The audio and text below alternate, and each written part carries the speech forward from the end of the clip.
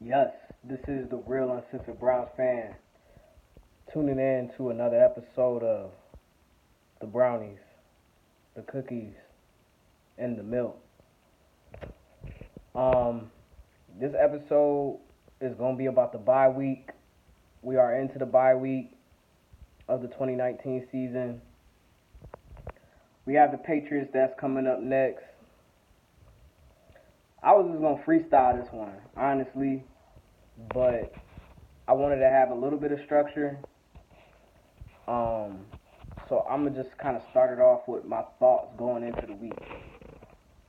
Now, when I say things in the show, I say them as I see it. You know what I'm saying? From the naked eye and just what my reaction and my feelings is and towards things. Now, I'm not gonna say I'm a football guru. I'm not a genius. I don't know. You know what I'm saying? Like how play calling and all that stuff like that. You know what I'm saying? Like, and I have never played on college level or even NFL level. All I know is from what I learned in high school to what I learned, you know what I'm saying, after that. You know what I'm saying? And what I continue to kind of understand. And I do try to pass along my knowledge to the youth, you know what I'm saying? Because I feel like if I had started football earlier than what I did, other than, seventh or eighth grade, I would have had a more of a understanding of the game, and maybe I would have been better with it because I actually like it a whole lot. Um, but yeah, so and I just wanted to say that just to say that you know what I say is just an opinion of a regular person that knows a little bit about football. You know what I'm saying? And whatever I say, I guess you could determine how much I know. Now I will make mistakes, but let's get into it. So I mean, when I listen to the media, it seems like you know fans get blamed. You know what I'm saying? That we get blamed a lot for being fair weather. Now, I mean, obviously, you could take that personal if you want or whatever like that, being on you if that's really you or not. And I know I'll do a channel. I know I say things on the show where I feel like it may be a little bit harsh. You know what I'm saying? Or maybe it feel like I'm being negative. I'm not being a real Browns fan because I really wanted to start this channel so I could combat the media about the Browns. But I was still gonna cover it based off of what I felt. Um, and obviously Baker was a big part of that too. But that was my original direction. You know what I'm saying? My goal as far as what was gonna be the orientation of this whole channel, and I still kind of got that as like a premier foundation. But it's like this, man. Okay, I'm not ready to give up on Freddie Kitchens, man. Okay, now how did we get here? Well, that's because like I know I said some stuff where it was like maybe I said that we need to fire him, and if I didn't say that on the channel, then I just said it right now. But I did think about it from times that he was not ready. Um, Based off of what I seen through the season. Now in the beginning of the season, you know where I was at. I was on the train. I was saying 19-0. You know what I'm saying? I was blowing it up, everything like that. So I did have expectations. I didn't have expectations in the beginning, but when Odell Beckham got here, and then like the media got a little bit of a hold of it, it was like, you know what I mean? It was like basically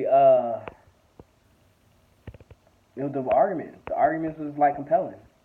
It was like, okay, they gonna go all the way. Super Bowl got them the odds and this that, and I'm like, all right, yeah, they got us in the odds. That kind of makes sense, whatever, whatever. So I'm thinking that we was gonna do the thing. You know what I'm saying? Going into the season. Now after we had our first loss, I said that we gonna go 12-4. Well, we done lost 4 games, so we got win out by now. But my whole thing is that what bothers me about Freddie is the fact that we didn't run the ball with Nick Chubb more. Now, I don't really like to do stuff like I don't like to listen to other people before I got in here or before I do my stuff because I knew I was gonna do one today. But I listened to CBD just to see what was going on, and they was like, you know, making it seem like we as a fan or I'm a fan, I don't know if I was tripping because I said that Nick Chubb needed more carries. That Nick Chubb, basically saying that I'm saying that Nick Chubb's not involved in the offense enough. That's not what I'm saying. Not what I'm saying by any means. Now, what I'm saying is that he needs 20. And the dropbacks. The dropbacks got to be limited. You know what I'm saying? Like, it's cool that he involved in the passing offense and everything like that. But what I'm saying is, as far as Baker, like, just get him accumulated with just a little bit, like, sample fee. Don't force, like, tell him, like, a big ass steak, you know what I'm saying? Say chew all of it, and you gotta chew all of it and swallow it on the first time. And you know, we haven't like rebuild it. Like, we got a whole new coaching staff, and like, I get it, we gonna have growing pains. And that's the reason why I'm saying we don't need to let him go. We don't need to let Freddie Kitchens go because this, according to John, and that's another thing. Let me say this, okay? John Dorsey had his press conference that it was, you know, on YouTube today. I don't know when it was shot. I think it was live or whatever. But, and I needed that. I definitely needed that. I needed that because I needed to hear what he was thinking. You know what I'm saying? And how he felt about it. And not only that, I needed to know what, you know what I'm saying, what are you going to do? You know what I'm saying? Like, what are you going to do now? And even though he told us stuff, it's still like he didn't tell us anything because he's closed, quiet, kept. You know what I'm saying? People can ask all you want, but what's really going on in that room, we might not ever know until it happens and it unfolds.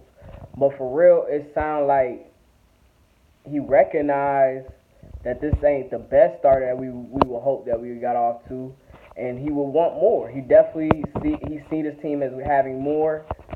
But obviously he trusts in Freddie. I guess he believes that Freddie is gonna make these mistakes, and that's what you go into on a new hire, on something that's so new to it. This type of, you know what I'm saying? Like, he has no experience. Freddie doesn't. You know what I'm saying? So you was gonna expect this. So it sounds like he was gonna expect this, which is if that's what you expected, then cool. All right, whatever. And I mean, I guess my only expectation is that if they didn't go 10-6, if we don't go 10-6. The Browns don't go 10-6, that we a bust, especially with all the additions that we got. But I never suspected that this offensive lineman would be a problem. No, they're not a problem with the run blocking. I mean, but that's what you're supposed to do. You're supposed to go throw your body around and run into people and stuff like that. But with Baker Mayfield, if y'all trying to be a passing team, yeah, you got to know how to pass block too.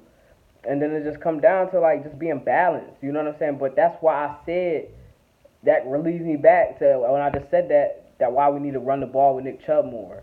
You know what I'm saying? Let people be able to develop. Now, I don't know if this is tryouts within trying to make it to the playoffs, and if so, that's kind of crazy, but, and it might not be, but I'm just saying that, man, fuck it. Just don't fire him yet, man. He need at least like two more years. You know what I'm saying? Like, that's at least what we gotta get. You know what I'm saying? He can't get fired after this year. He gotta at least get through the second year. There gotta be a significant improvement. There gotta be a lot of drafts in regards to at least what I'm seeing, the offensive line. Speaking of the offensive line, the Trent Williamson rumors, I don't know. I mean, I don't think it's a good idea at this point. I mean, yeah, we can still fight for the season, and we still, and I mean, I trust John Dorsey to do what he do, but really, let's not even go that way. You know what I'm saying? Because if it's already a veteran, yeah, that's might be a good thing that he has experience, but I don't want damaged goods. And not saying that he's damaged, but it's like, if a team is willing to get rid of you, you know what I'm saying?